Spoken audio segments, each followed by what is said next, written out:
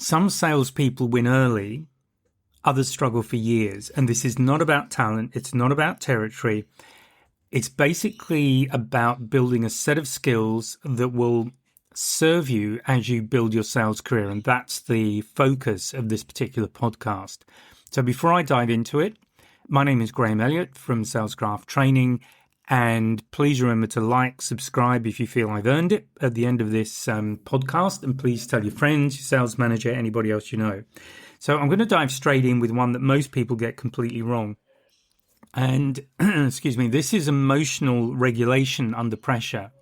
So in other words, how you handle things when it feels like the sale is starting to go wrong or things happen that you weren't expecting.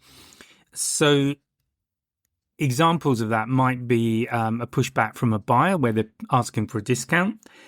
This can be objection handling, how you deal with objections when they come up, particularly late in the sale.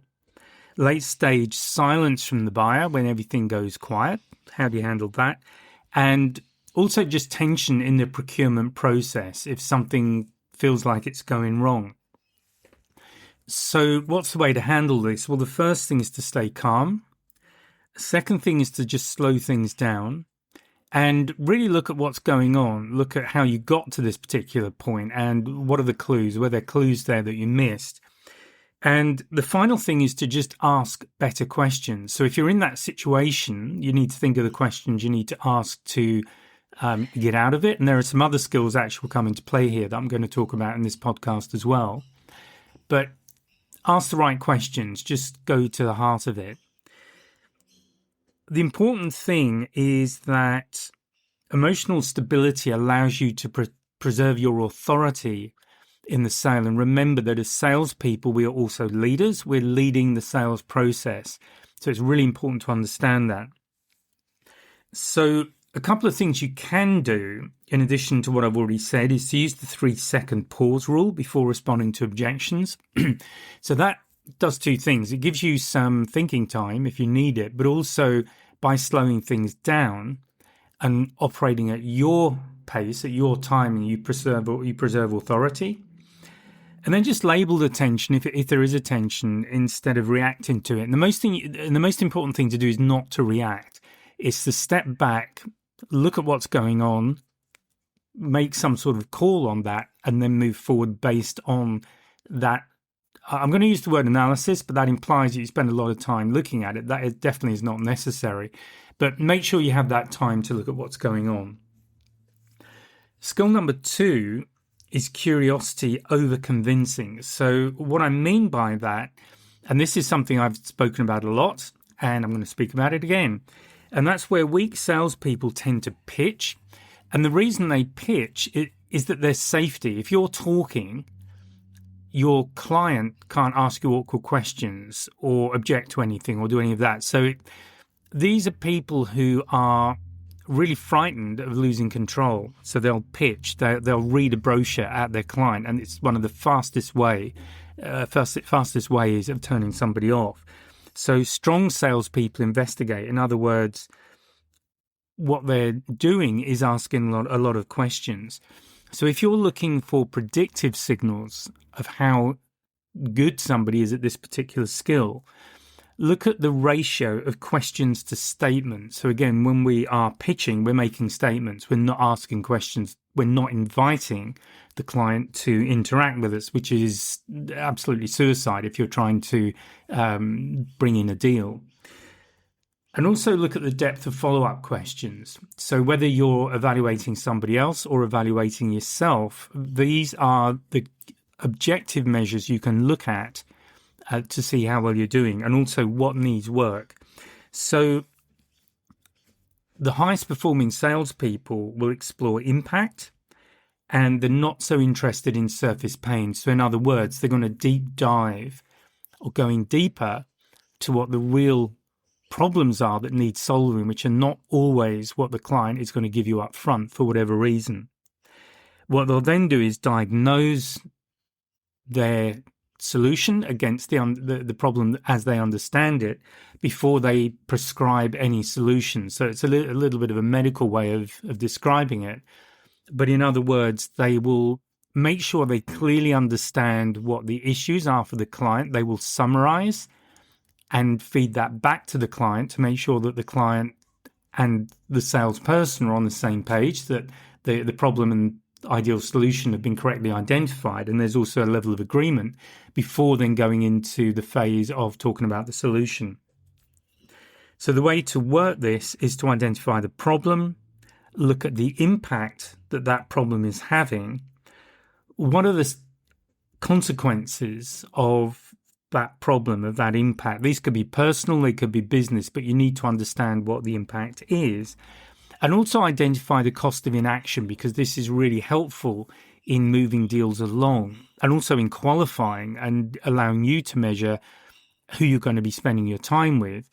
Because if the cost of inaction is very high, then clearly there is a strong need to implement a solution. But if it's quite low, there may not be that same necessity to push things forward. Skill number 3 is identity level confidence. This is about internal strength. In the case of the salesperson, it's not about being loud. It's not about browbeating people. But the signals we're looking for here is just willingness to challenge a buyer. If they have made an incorrect statement for whatever reason, be willing to challenge it, because normally it will be because of a miscommunication or a misunderstanding. What's the comfort level? If this is you, what's your comfort level when asking direct budget or timeline questions? You need to be comfortable asking those questions, because without them, you can really be spinning your wheels and getting nowhere. And also a really important one is the ability to say we might not be a fit for your problem. And the key thing is confidence comes from clarity. It's not about personality. This is a learnt skill. So what you do in a practical sense is to move from, often the question is, do they like me? A lot of salespeople look to be liked. And you need to move that back to a more sensible and more useful question, which is, am I leading this process effectively? Skill number 4 is structured thinking. So again, high-performing sellers think in frameworks. So you're looking at clear meeting objectives. Do you have those when you go into a meeting? Are you very clear on why the meeting is taking place, what you need to cover in that meeting, and what you want as outcomes? Controlled deal progression. How are you moving this deal forward? Are you working with clearly defined next steps? Do you have a clear framework that you're working to? So all of these are really important, because without them, deals will drift. Often the buyer will be the person in control, and you will lose control of the sale, which means that you have a much higher chance of losing the sale itself, and you'll be spending a lot more time on it than you need to. With that structure in place, you can move deals forward. So whatever that structure needs to be for you, I don't know what you sell, but it's well worth sitting down, having a cup of coffee or whatever it is you do, matcha or whatever, and just thinking through what the sales process is that you need to follow, and apply that structure to your approach to sales meetings, especially because meetings are very expensive from a cost of the business point of view. So you really need to be getting the absolute maximum from them. So an example could be just qualification, just going through the criteria. What's the budget? Who holds the budget? Who has the sign-off authority? How urgent is this? And what are the consequences of inaction, particularly, but also understanding the consequences, because they may be significant, of implementing your solution. The next thing is discomfort tolerance. So this is quite an important one, because we're really looking at the willingness that a salesperson has to ask hard questions, to push back on discounts when somebody's trying to get you to give a discount, to call senior decision makers, to have that conversation with maybe C-suite level people, but to go as high up in the management chain of your customer's business as you need to. And also your comfort with sitting in silence. Sometimes there is an amazing power. It's not just sometimes. Silence is very, very powerful. Some buyers know this, and I've certainly had situations where buyers, myself and a buyer, have been fairly quiet, and then he will say something like, well, are you going to speak first or am I? But generally the deal is whoever speaks first kind of gives in. So joking aside, silence is really, really powerful, and salespeople who are not confident will tend to speak because they're really uncomfortable in the silence. And if you do that, you have lost authority in driving that sale. And personal growth lives in the awkward moments, frankly. So if you're willing to step in, ask those hard questions, push back on discounts, call senior decision makers, and sit with silence, then these can really stretch you. So it would be time well spent to make sure that at least once a week you stretch yourself in one of those areas if you can. Now, number 6, so the 6th skill that I want to just highlight is ownership of the buying process. So I've already alluded to this a little bit. This, again, is really important because weak salespeople, the low performers, will be led by the buyer. They will let the buyer drive the whole process. They are not in control. They do not have authority. It means that their forecasts are really weak. They're unreliable. Their chances of closing deals are much lower because they're not staying in control of the whole process. And when that happens, the chances are somebody else will, like a competitor, will step in. So as a strong salesperson, what your job to do is to guide the buyers through the buying process.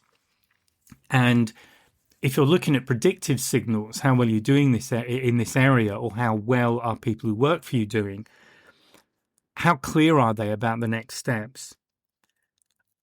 How are they controlling the calendar? How are they managing meeting schedules? How well defined are the timelines, whether it's the ultimate purchase date or the dates of next steps? These things really need to be understood very well. And again, top salespeople will know exactly what those steps are. They'll know what's coming next. They will understand how one step leads into the successful conclusion to the sale or otherwise. So the kind of language you want to think about or you want to look for is, rather than using terms like "let me know what you think" if a client's talking to a salesperson is talking to a client, rather than ask "let me know what you think," use something like, well, the next logical step is whatever that step is. Does Tuesday or Thursday work for you to set up a meeting, get information back, do whatever it is that has to be done? But what you're doing there is clearly identifying and agreeing with the client what the next step is, and then you are getting it in the diary. You are getting a commitment that this is when this next step can be reasonably expected to complete. So this is about leadership, and it's about increasing close rates. Now, another thing that is really important, and this relates to ownership and also buying signs, is just understanding what the real buying signals are in real time. And in the next episode, which will be available in 1 week, it will come out on the Monday. And this is exactly what we're going to look at. This is exactly what we're going to start unpacking. And that's buying signals that most salespeople miss. Because if you can't see the signals, you can't lead the process. So that's next time. And the final skill that I want to cover in this podcast, this is skill number 7, is feedback. How quickly do you or the people you're working with integrate feedback? So what do I mean by that? Well, this is basically after a meeting, after meeting with a client or a demonstration, whatever it might be, how quickly does somebody adjust after something has happened? So this could be losing a deal. It could be getting coaching, whether that's it might be self-coaching. It might be from a sales manager. It might be from an external source. But how quickly do they adjust? How quickly do they integrate coaching? And how quickly do they adjust after hearing an objection repeatedly? So if you're getting the same objection repeatedly, it's really important that you understand where that's coming from. It might be lack of communication. It might be, fear on the part of the buyer. But where's it coming from and how do you deal with it? And I do teach techniques to make that really, really easy. So the measure here and what top salespeople will do is have a debrief themselves or debrief with somebody else after every win, every loss. So just to look at what worked well, what didn't work well, what can be improved, what can be changed. Does the sales structure need to change? Is there some personal skill that needs work? But this is really important. This is not about beating yourself up. This is about stepping back and being very objective about how things went and looking at what can be learned. This is the most important thing. Top salespeople are always learning. They're also looking at patterns, which could be in their own performance, but also in clients and how the deal progresses. Are there certain points where things tend to get a bit sticky? Are there patterns that stand out? And again, if you look at your own situation, are there patterns you can identify that you can make use of in some way? They will also look at refining scripts if they're using them, but definitely refining questions. And this is really important because if you've got a great set of questions, first of all, your qualification process will be far more effective. And also you'll be able to really get in and understand what the key drivers are for a client. And one of the most important things to recognize from looking at patterns and also asking questions is simply to recognize that this may not be a good fit. So if you're not a good fit, step away or at least discuss it with the client, because this is one of the most common errors I've seen in underperforming salespeople. They don't know when to step away from a bad deal, and they will waste their time on it when their time would be far better spent looking for a different client and a better deal. So to summarize all of this, and I guess just to quickly go through what I've just spoken about. So the first one was emotional regulation under pressure.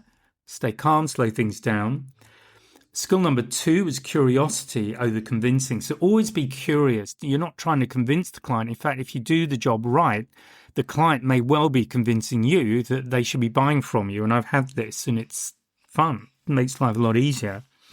Skill number 3 was identity level confidence. So in other words, having that confidence to step in and lead, to challenge buyers, to ask direct questions, and maybe even to say that things might not be a good fit.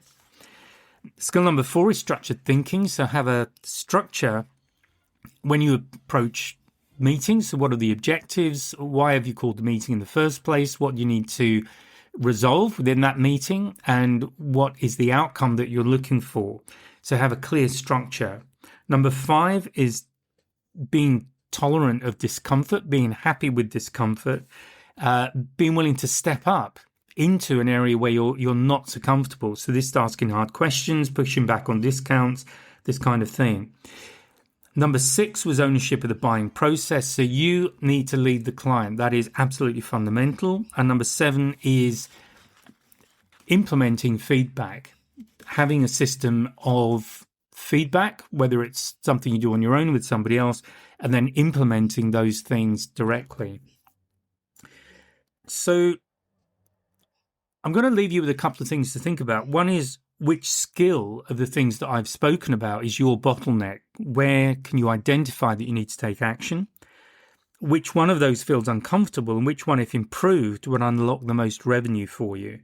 And you can even rate yourself on the scale of 1 to 10 in each category, just to give you something objective.